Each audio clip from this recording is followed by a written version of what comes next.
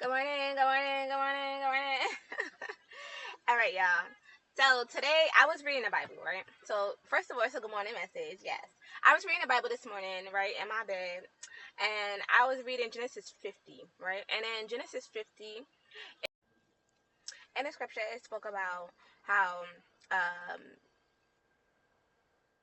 Joseph was burying his father Jacob, right? And in that scripture, it was saying how they mourned for 50, if I'm not mistaken, don't quote me, but they mourned for 40 days, basically, right? And then they mourned again for 7 days.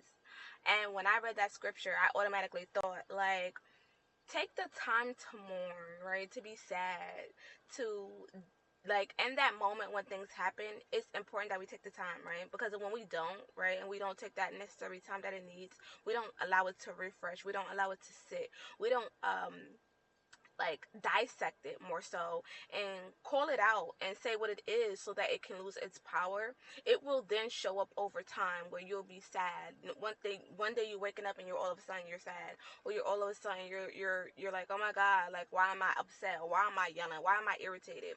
Well, now you gotta dissect what you didn't fully sit down and like heal or mourn or feel and allow it to lose its power, because you didn't, sit down when it happens. So now you gotta dissect it and see what it is.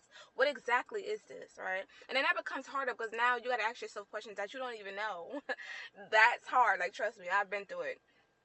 So I just wanted to press on a message today, good morning message, that it's very important to sit down when you feel what you feel. Sit with it, call it out so that it can lose its power and move on. But give yourself the necessary time to feel the things that you need to feel when it happens, so that down the line you don't have to, dissect and find it. But that's my morning message, y'all. Good morning.